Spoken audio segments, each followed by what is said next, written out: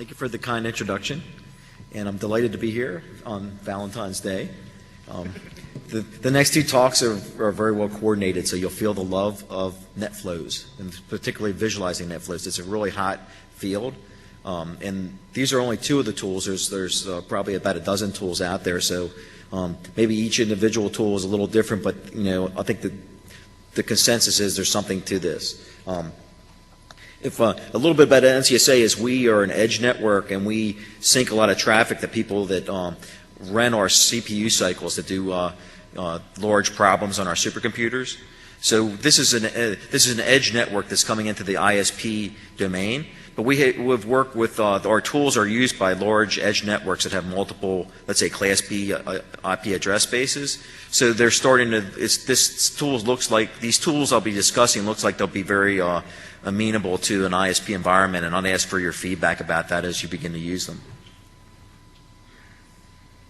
So this is a brief overview of the talk, and of course we won't be able to discuss everything about these tools, and I have a list of references at the end, and these slides are online, and you could contact me. And the tools themselves are freely available on the internet for the executables downloadable. We're going open source, but it's not there yet. So the URLs will be listed in the slides, and you'll see them. So the first, I'll talk a little bit about why we went this direction, and a little bit about the love of NetFlows for security in particular, and then the brief description of the two tools to give you an overview, and then a summary.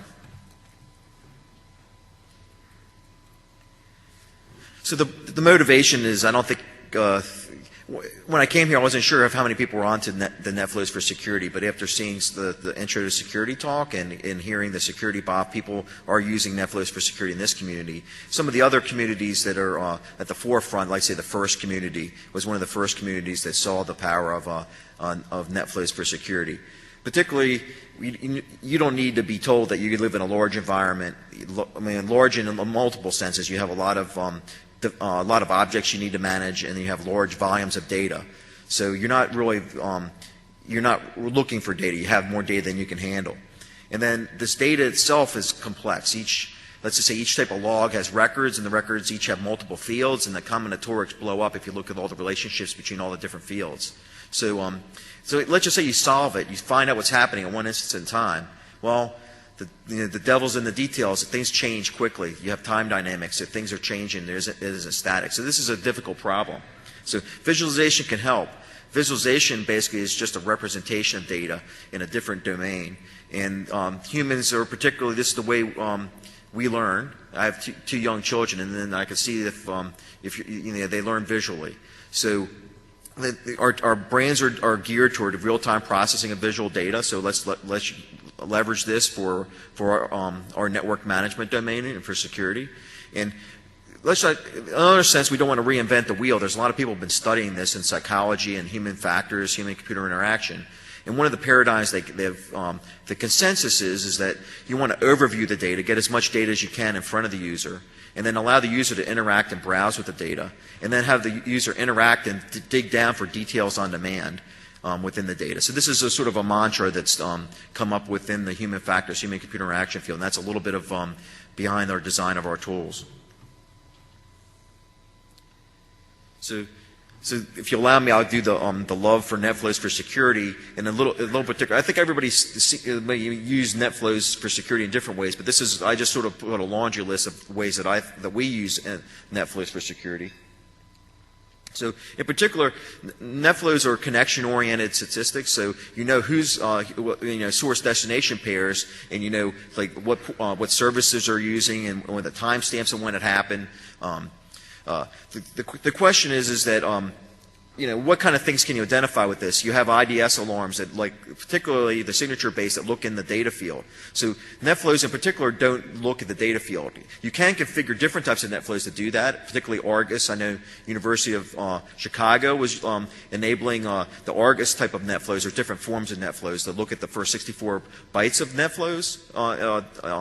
Of a data packet to look at this. They thought that 64 bytes you can actually identify a lot of things just in that little bit of space. So, but in general, most people don't use the data field. So the connection-oriented things you'll see are like high byte transfers for DOS attacks, or things that are like doing like laptops that are transmitting a lot of information that typically shouldn't be doing that, or connections. A lot of attempts that would happen from machines that you wouldn't figure should be doing that. So that's probably the highest value. But then there's a whole bunch of other ones, like how many users are on your network at a given time. If you're an ISP, if you're going to be making some changes, you might want to do it, maybe in the middle of the night, of course, but you may want to look and see on your network and see the activity and sort of get familiar with the behavior. Who are your top talkers? This is a common one in many places I've worked, and many places I've observed. All seem to have a list of people they expect to be top talkers on the network, and then when a laptop shows up at the top or something drops out of the top 10, it's something to investigate. And how long do you look at long-lived connections? You sort of have a feel for who's doing what in your network. So all these things, I'm talking from the edge network, but you can transfer this to the ISP domain.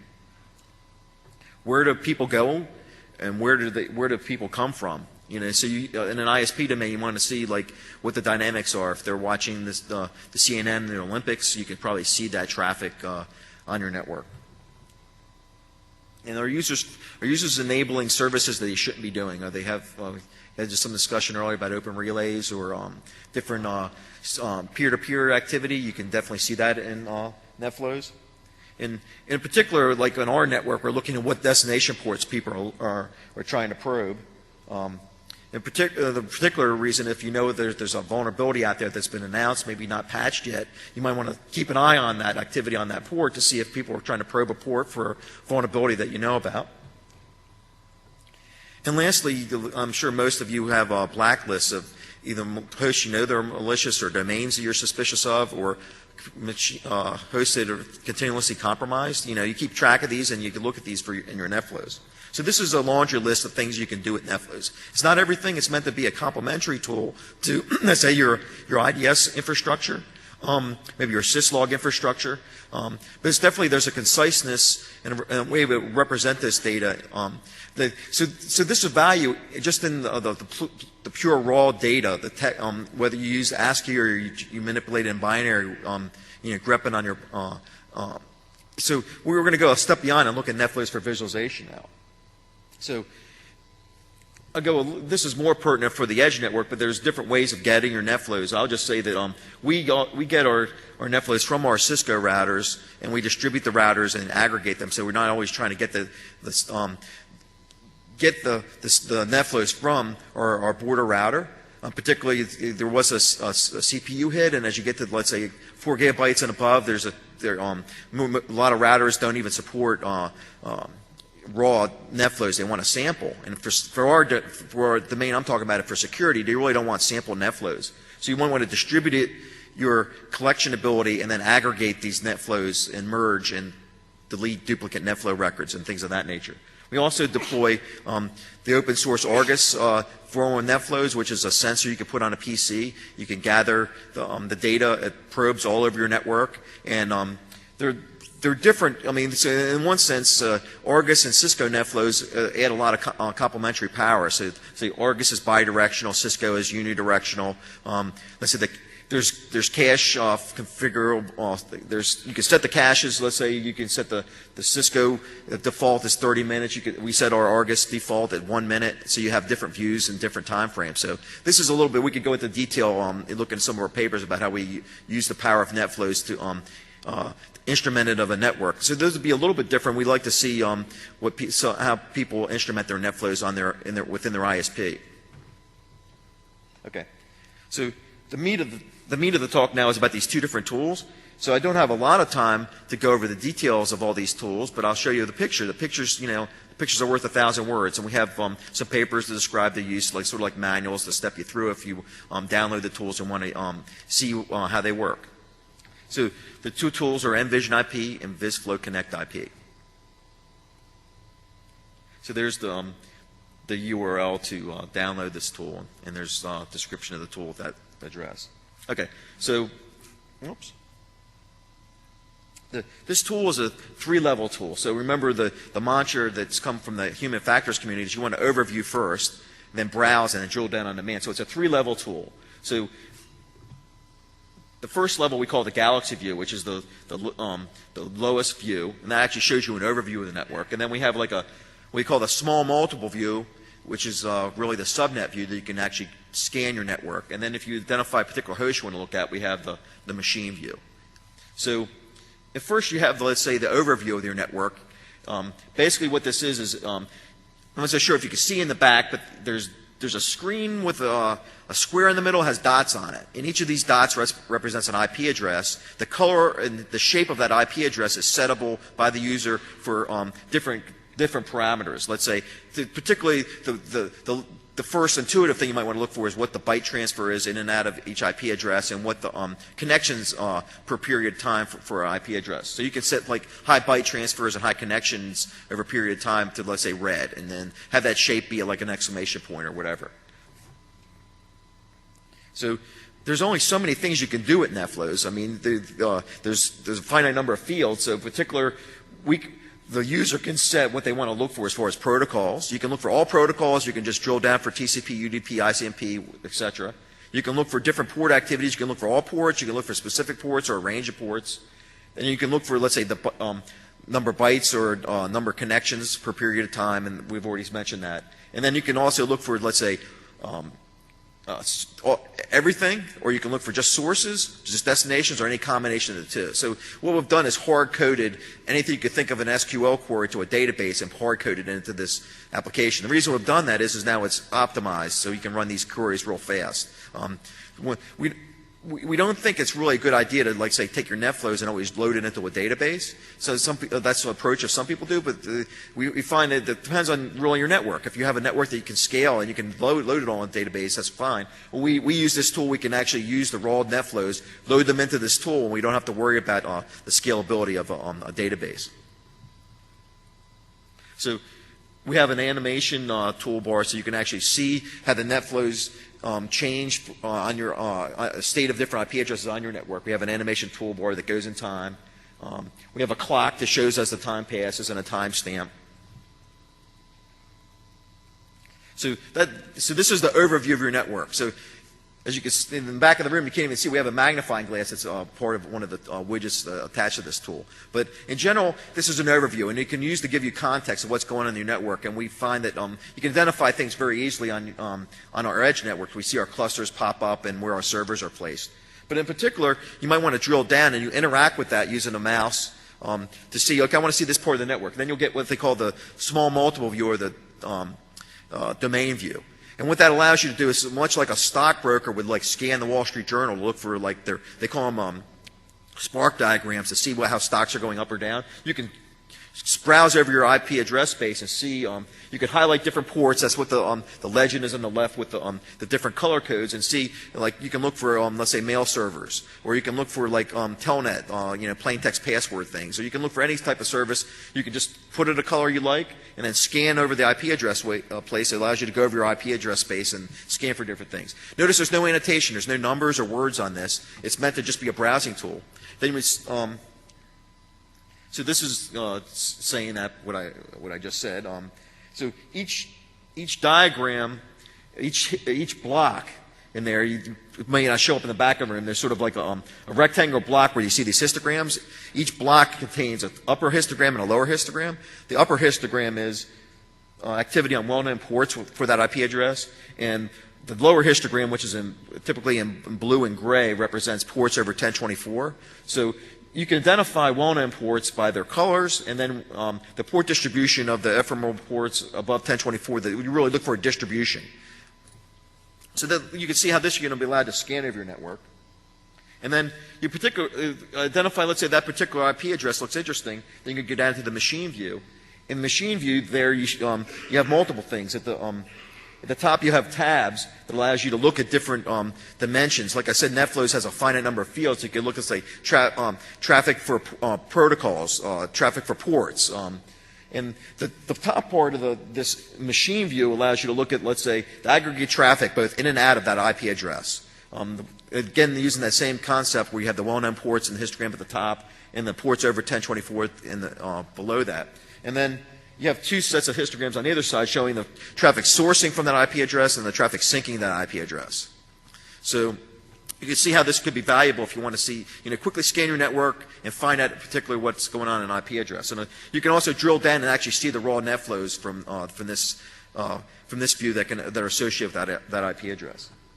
So that's this tool, NVisionIP. It's meant to be a tool that looks at the state of IP addresses. It's designed for a Class B, so we know, let's say, campuses that have multiple campuses, like the University of Illinois, where NCSA is based, has multiple campuses.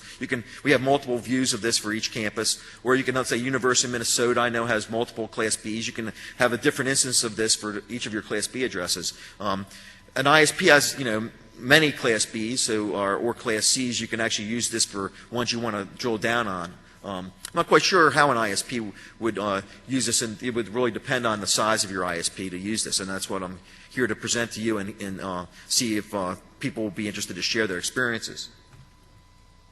The next tool is VisFlowConnectIP, and I'll briefly go through this tool. Again, the pictures are 1,000 words. So one of the things that happens is when you design a tool, you want to put everything you can in it. So we tried to actually show not only the state of the IP address, but who was connecting to who. It got too much, and we work with people, and it's doable. We actually work with Stephen North of AT&T, who designed GraphViz, and that some of you are familiar with. That's what AT&T, the base of their tools to look at all the traffic when AT&T was, the only way you can do international or national traffic, right? They were Ma Bell. So we feel like we had a pretty good view of this, but we are just too much. If you have too much data, it obscures what you're trying to look at. So what we did is we separated out who was linking to who from the state of the individual IP addresses, and the link analysis actually turned into this tool, VisFlowConnectIP. Okay, so the basic paradigm is you have 3 vertical lines, and again we're coming from the edge network. The middle line is actually the edge network that you're trying to manage, but an ISP can actually put this as your ISP. You can set up a range of addresses you're interested in looking at. So the 2 outer lines represent outside domains that are sourcing or syncing traffic to your edge network. So the convention is from left to right. From people in the audience, I know if this is being broadcast over the internet, the line from an outside domain axis on the left to the middle line means traffic sourcing into your network, and then traffic from the middle line out to the outside domain on the right means traffic sourcing from inside your network out to the internet, or for say if you have this at your border router. So it's sort of intuitive feel. You see lines, you see traffic coming in, traffic going out, and typical question like a network manager would say, like, what's happening in our network? Well, here's traffic going in and traffic going out. Typically symmetric. We've sort of alarmed it so if there's asymmetric traffic flows that we have that alarmed, and you can see that in particular. So, of course, the time domain comes back and bites you again because the traffic changes, and depending on how you aggregate the traffic, you're going to obscure traffic. So that's what we learned from the GraphViz people at AT&T, is that if you're trying to show everything, you're just going to have a big blob there. So what we've done is created a time window that is configured by the user, and the traffic's only shown that it's within that time window. And the time window goes across the tool, and you have VCR controls at the top that allows you to, let's say, go back and forth. You actually load a log file, and you can go back and forth with a VCR and go back and forth in traffic and see who's connecting to who. You have a clock and a timestamp, so you have exact time, but also human intuitive time. And you can highlight different ports to see port activity. So one thing this doesn't allow you to do is actually you want to if you want to just scan all the port activity. I think the next tool that'll be shown is the Flamingo tool. Actually does a good job of that. This is highly scalable, so we don't keep port information because of the combinatorics of that. But if you know what you're looking for, you can find it here. If you don't know what you're looking for, you're going to have to use some trial and error to find it. You might want to use the other tools, particularly this Flamingo. That'll be the next talk. So let me just show you some quick examples. So first thing is, if you notice in this previous picture here, I mentioned this is outside domains coming to your network. So at NCSA, we did some testing, and we found that like over 100K hosts in a typical time period we want to look at can't scale on a screen. So we can't really list all outside hosts coming into our network, so we just put domains. But it turned out to be really useful for security because a lot of times you have attacks, it's multiple hosts within a single domain. So it seemed to be scalable in that sense. So what we've done is, when you have a particular domain to see activity that's interesting, you click on that domain, interactivity, you drill down, and you have a domain view. So now you have all the different IP addresses in that domain are now visible. I'm seeing this is not showing up that well, but you can take a look at the slides if you want to download this offline. But basically, what it is, it allows you to see activity from domains into your network, but also individual hosts within a particular domain you specify. So this doesn't show too well either, but this is MSBlaster. If you want to show like a scan of a worm or some scanning activity, it shows up pretty clearly as a point on an outside domain or an outside host hitting all the IP addresses on your network. So in particular, you have to know the context of what's going on within your particular network, edge network or ISP. So sometimes a scan isn't always a scan. So here you see multiple connections from one domain, or in this particular one host is scanning a portion of our Class B address space at NCSA. I mean, what is it? Is it a worm? Is it somebody like doing a vulnerability analysis to see if it can do things? So we looked at this particular one, and we graphed it within the domain view, and we found out it was consecutive IP addresses from the outside, looking at consecutive IP addresses within NCSA. And that's sort of unusual to see a scan that has that characteristic. And we looked a little bit closer, and it's IP addresses at Caltech. And it turns out that the IP addresses in NCSA were a cluster. Well, it turns out it's a cluster at Caltech. It's grid to grid, it's grid communication, cluster to cluster, where actually our clusters at NCSA are internet accessible, so they're actually running parallel jobs over the internet. So sometimes a scan, it might appear to be a scan. This should give you a little bit of situational awareness and know what's happening. Just because you have some characteristic that looks like an IP address hitting a bunch of other IP addresses doesn't necessarily mean it's a security incident event that you're trained to look for. So the next one is we have a lot of hits on particular IP addresses at NCSA. So we were like, this is a particular characteristic pattern we see it many times. And we noticed that these are all our web servers. And then we looked at these, and these are web crawlers. Particular, I won't tell you what company. But, so we see this happen during a part of the day. So we're starting to see activity using this VisFlowConnect of who's doing what on our network in a sort of an intuitive way. And I can show this to my boss, and my boss says, oh, yeah, okay, I understand that. We have grid commuting. We have the crawler sending our network at a certain time, and then a picture tells 1,000 words.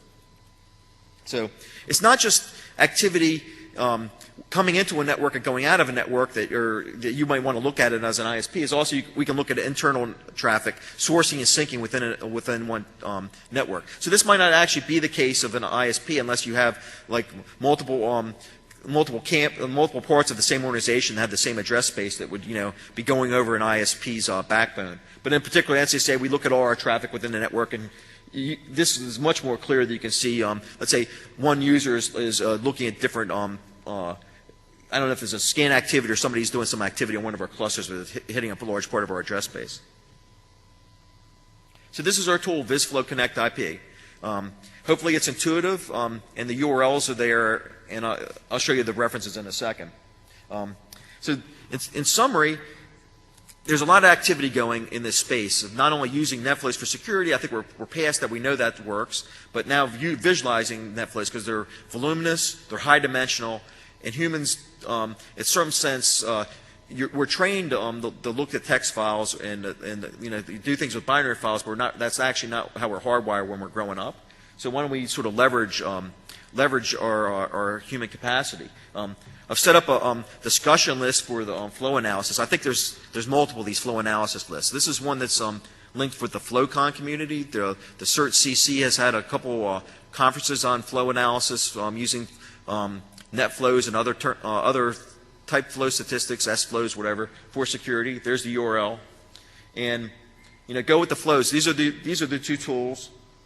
I have a list of references. They'll bore you to death if you want to. You see that we actually went and talked to security engineers to get their mental maps of their conceptual views of how they want to look at this data. So we didn't just design the data from scratch. We actually had this luxury to be able to design from scratch. So we have a references listed on the slides if you want to print those out.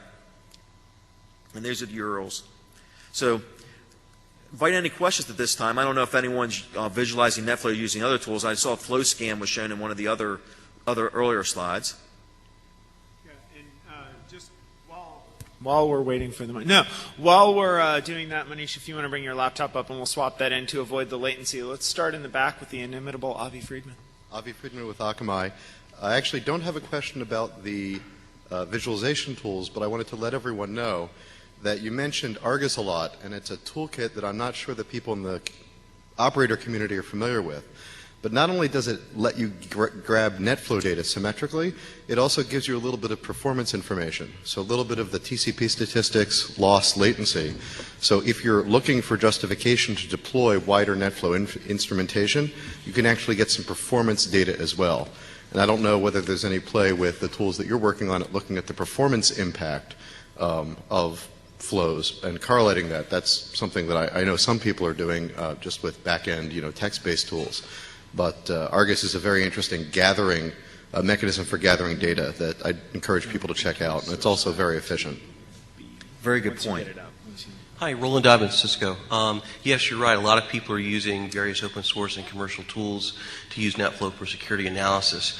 I had a comment, just so that you know, at least in our implementation of flow telemetry, and I'm sure other vendors have as well, we have both ingress and egress NetFlow capabilities now. Perfect. So you made mention about unidirectional. So it's certainly possible to do ingress and egress depending on what you're doing at what portion of your topology. And I had a question for you. I had looked at this tool before. Some of your visualization stuff, with the waterfall displays and stuff is pretty cool. In reading the paper that described it, and there was an allusion to it on one of your slides, it seems that there's some data conversion required once the flow telemetry has been collected, that it then has to be converted in maybe a batch manner into an internal format that NVision can understand. Is that correct? Yeah, maybe I wasn't clear about this. Right now we don't have this enabled for streaming. So we're reading log files, and the log files we use are 5-minute log files. Of course, I know some people say, okay, that's offline processing. But, if you're looking for security, 5 minutes is about right, because humans really don't act on millisecond time frame. Well, so the other thing we do is you talk about different formats. So let's say Argus. It depends on how you configure Argus. The readout you get from Argus is not standard. It depends on how the user sets it. So we actually set like standard formats for, say, for Argus and even for NCSA. We have a tool that you can use to convert any version of NetFlow. Well, version 5.7 Argus NF dump tools. We have another tool called K9 that actually does anonymization also that does that. So the reason why we do that is that people have designed different tools just for their data source. We're trying to make our tool independent of that. So so as far as the processing goes, there's internal processing in the tool itself that actually bins the data per IP address for NVisionIP, and it actually gets streaming statistics for VisFlowConnect. So VisFlowConnect is more scalable. We don't keep any state. NVisionIP has to keep state because that's actually what the tool represents. So what else can I say is that so there is some internal format, but there is also an external format issue too. Right. So is the 5-minute bin, is that hard-coded, or can you manually adjust that depending on how much processing power you have available to do the conversion, and then you adjust your flow timeout values on the routers and other export devices accordingly? So it's completely user settable. So that's an NCSA when we set it for our organization. You can set it for anything. We found that there's a certain limit, though, if you have a large file with a lot of traffic. If you want to read in a gigabyte a log file, it's going to be much slower than if you read, let's say, a megabyte log file. So you scale it for, and then we actually open the file and go into it and read it, open access to the file and read it. It's sort of a streaming nature.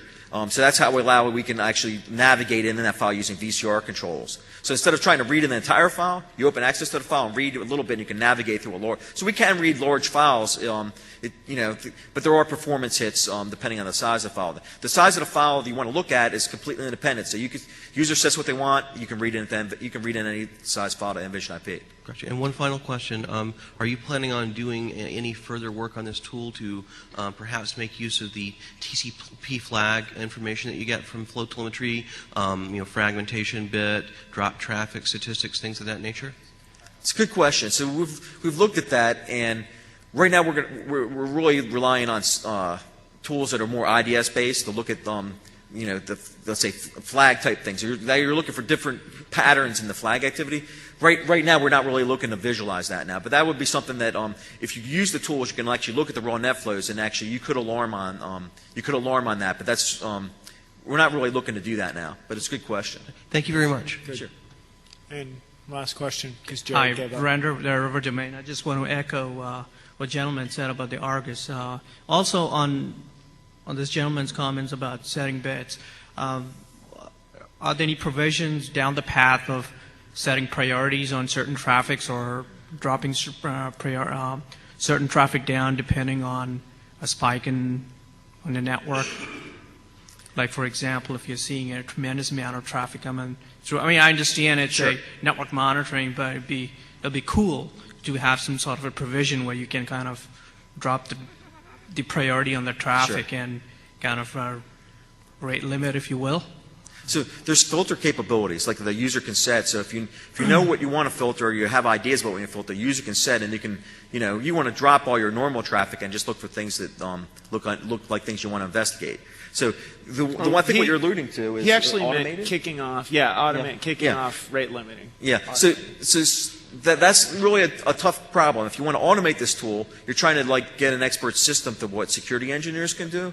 And we're trying to do that, but it's difficult. We have one idea called closing the loop, what actually goes back and takes feedback from the user that's using this tool and goes back and changes what the source data they're getting depending on what the user interacts with on the screen. Like using your visual interaction with the mouse, you can actually say, okay, I want to look for this type of NetFlow data, and then you would actually gather a different tool. It's a difficult problem, right? That's like an open research problem now. But I mean, if you do that, that'll actually one of the things that people, there is a trade-off here. If you start alarming the visualizations and say, okay, here's an arrow and it's blinking and it's red, saying here, this is something to look at, then what it does is it takes your attention away from the screen of the wider information. So then if you know what you're looking at and you use machine learning algorithms to do that, you might as well just be using an IDS. This is more of a wider tool that allows you to like look at your environment, and then you can actually use this complementary with an IDS that you can alarm. So the alarm says, okay, here's something to look at it, and then you can look at the screen that shows you the pure traffic. What the HCI people tell us is as soon as you start alarming and focusing users' ideas or vision on certain things, you're obscuring other things. If you're 100% accurate, that's ideal. But we find that the IDS is nowhere near 100% accurate. They're inaccurate. They're false positive rates. So we don't want to do more harm than good. So what we're doing is giving the pure data, allow the ISP engineers like yourself to be able to see the raw data, visualize the raw, transparent. We're not changing anything, and then you can interact with the data filter in different ways. So. It's a great question to ask, and hopefully I've communicated it. Thank you, sir. Sure. Thanks very much.